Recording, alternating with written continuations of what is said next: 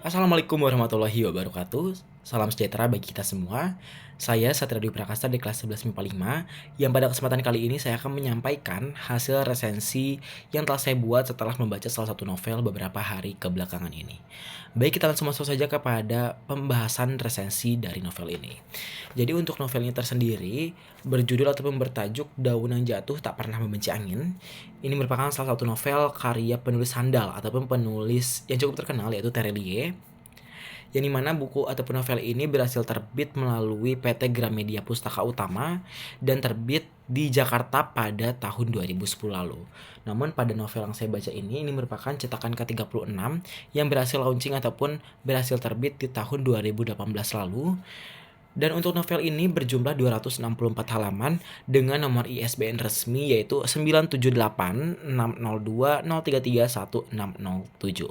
Kita langsung masuk saja kepada pembahasan sinopsis pada novel yang saya baca ini. Jadi novel ini secara umum menceritakan tentang perjuangan bocah berumur 8 tahun yang bernama Tania untuk menghidupi adiknya yang bernama Dede dan juga ibunya yang sedang sakit-sakitan.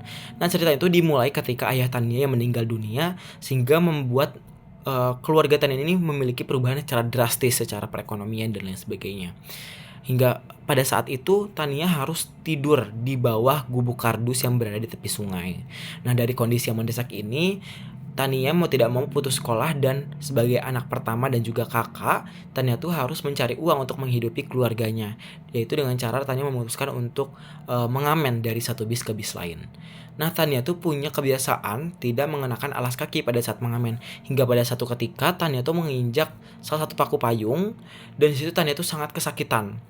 Pada saat merasakan kesakitan itu, datanglah seorang pria yang bernama Danar, yang dimana Danar tuh memiliki itikat baik, yang dimana dia tuh memberikan sapu tangan untuk membersihkan luka pada kaki Tania, terus juga memberikan sepasang sendal, dan juga Danar tuh memberikan uang untuk dibelikan obat merah kepada Tania. Nah, tadi sangka dari pertemuan tidak sengaja ini tuh menjadi angin baik bagi kehidupan keluarga Tania. Baik, kita lanjutkan. Jadi sosok Danar di kehidupan Tania itu bak malaikat. Kenapa? Karena dari pertemuan tidak sengaja itu, Danar mulai membantu kehidupan Tania, yang dimana kehidupan Tania perlahan mulai membaik. Tania mulai tumbuh menjadi gadis yang cantik dan juga cerdas. Tania mulai meninggalkan pekerjaan dan juga kembali melanjutkan sekolah. Dan keluarga Tania tidak lagi tinggal di gubuk kardus itu, tapi dia mulai tinggal di kontrakan yang disewakan oleh Danar. Memang Danar ini membantu secara finansial bagi keluarga Tania, dan dia selalu mengunjungi Tania selama 2 minggu sekali. Nah, Tania ini pautan usianya antara Danar dan juga Tania itu cukup jauh, sehingga Tania menganggap Danar itu sebagai omnya. Nah, kebahagiaan ini tidak berlangsung lama karena Tania harus ditinggal oleh ibunya untuk selama-lamanya karena ibunya mengidap penyakit kanker stadium 4. Lagi-lagi sosok Danar bak malaikat bagi kehidupan Tania. Sosok Danar menyemangati dan juga memberikan support kepada Tania. Dan bahkan Tania didaftarkan ke sekolah menengah pertama favorit yang berada di Singapura. Karena Tania ini merupakan wanita yang, ataupun perempuan yang cerdas, Tania berhasil dan juga lolos masuk ke sekolah menengah pertama yang ada di Singapura. Namun ketika mendengar kelulusannya ini, Tania cukup bimbang karena Tania harus jauh dari adiknya yang bernama Dede dan juga harus jauh dengan Danar. Namun berkat support oleh Danar yang diberikan oleh Danar, Tania berhasil untuk melanjutkan pendidikan sekolah menengah pertama di Singapura dan selalu mendapatkan nilai ataupun menjadi lulusan yang terbaik hingga pada saat ia melanjutkan ke sekolah menengah atas di Singapura. Tadi sangka kabar mengecewakan bagi Tania pun datang, yang dimana Tania mendapatkan informasi bahwasannya sosok Danar akan segera menikah dengan Ratna. Nah, dari informasi ini membuat Tania sangat terpukul dan juga merasa sangat sedih dan Tania ini memutuskan untuk tidak kembali ke Indonesia dalam jangka waktu yang cukup lama. Tania hanya menggunakan chat daring untuk berkomunikasi dengan Dede adiknya. Nah, setelah menyelesaikan perkuliahan di Singapura, setelah sekian lama akhirnya Tania memutuskan untuk kembali ke Indonesia untuk bertemu dengan Danar adiknya, yang pada saat itu masih tinggal bersama dengan Danar dan juga Ratna. Nah, kalau kita flashback ataupun kita ulang pada alur sebelumnya, ternyata Ratna pernah berkomunikasi dengan Tania melalui chat daring, yang dimana pada saat itu Ratna mengeluhkan bahwasannya ada kejanggalan yang dilakukan oleh Danar, yang dimana Danar tuh terkesan lebih pendiam dan juga Danar tuh jarang berkomunikasi dengan Ratna, dan bahkan Danar tuh selalu pulang larut malam. Nah, karena posisi Tania itu sudah di Indonesia, Tania memutuskan untuk menanyakan hal ini secara langsung kepada Danar, apa yang terjadi begitu. Dan ternyata Tania menemukan waktu yang pas untuk membicarakan hal tersebut. Dan tak disangka setelah mereka berkomunikasi satu sama lain, Tania menemukan mengapa Danar melakukan hal-hal yang cukup janggal tersebut. Yang ternyata Danar ini memiliki rasa yang sama yang sama dengan Tania pada saat itu, yaitu saat Danar ini menyukai sosok Tania begitu. Namun apa boleh buat, rumah tangga antara Danar juga Ratna tuh sudah terjalin, sehingga Tania memutuskan untuk meninggalkan semua cerita cinta dan juga memutuskan untuk tidak lagi kembali ke Indonesia. Kita langsung masuk saja ke poin yang selanjutnya, yaitu analisis dan juga evaluasi. Nah, perlu digarisbawahi, analisis dan evaluasi ini merupakan pandangan dan juga perspektif saya pribadi. Mungkin teman-teman yang sudah membaca novel yang serupa mungkin memiliki pandangan dan juga perspektif yang berbeda terhadap saya. Begitu. Kita langsung masuk saja ke poin kelebihan.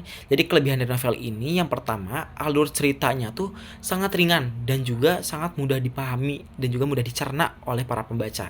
Sehingga para pembaca tuh nggak perlu memberikan titik fokus yang berlebihan untuk memahami alur ataupun jalan cerita dari novel ini begitu.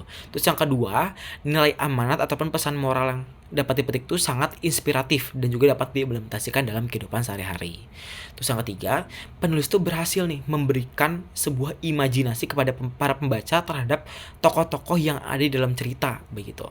Terus yang ketiga, bahasanya tuh sangat mudah dipahami karena Terelia tuh dalam buku ini memberikan penggunaan ataupun kaidah kebahasannya tuh menggunakan kaidah-kaidah yang general ataupun secara umum gitu. Nah, untuk kekurangan tersendiri mungkin menurut saya pribadi ada kekurangan pada penokohan. Yang dimana pada penokohan ini adanya ketidakkonsistenan penulis terhadap pemberian penokohan pada tokoh Danar, yang dimana pada awal cerita Danar ini digambarkan sebagai sosok yang sangat dewasa. Namun berbanding terbalik pada saat ia menjalankan ataupun melangsungkan rumah tangganya dengan Ratna, yang dimana itu tidak mencerminkan seseorang ataupun sosok kepala rumah tangga yang bersikap dewasa begitu. Sehingga di sini saya dapat menyimpulkan bahwasannya penulis ada beberapa part khususnya dalam penokohan ini yang adanya ketidakkonsistenan gitu. Terus yang kedua, ada beberapa dialog yang sangat-sangat berlebihan ataupun kurang natural, sehingga saya sebagai pembaca tidak merasakan bahwasannya itu tuh benar-benar bisa terjadi dalam kehidupan nyata begitu. Kita langsung masuk saja kepada poin yang terakhir, yaitu evaluasi dan juga rekomendasi. Nah, di buku ini tuh memberikan pesan moral yang begitu kuat nih teman-teman. Yang dimana dalam novel ini tuh mengadalikan manusia sebagai sosok daun. Yang dimana daun tuh nggak pernah marah kalau misalnya tertiup angin atau bahkan mereka tersungkur di tanah begitu. Sama halnya seperti manusia. Manusia tuh nggak perlu marah kalau misalnya takdirnya tidak sejalan ataupun tidak sesuai dengan kehendak yang mereka inginkan. Melainkan manusia harus ikhlas, tidak boleh dendam dan juga tidak harus benci kepada Tuhan terhadap takdir yang telah diberikan begitu. Terelia melalui buku ini mengajak para pembaca untuk merenungkan bahwasannya setiap peristiwa itu memiliki maknanya masing-masing, memiliki maknanya tersendiri. Dan kita harus menghadapinya dengan ikhlas dan juga lapang dada begitu. Demikianlah penyampaian resensi yang dapat saya sampaikan. Mohon maaf apabila ada kesalahan dan kekurangan. Semoga bermanfaat bagi kita semua. Wabillahi taufiq wal hidayah. Wassalamualaikum warahmatullahi wabarakatuh.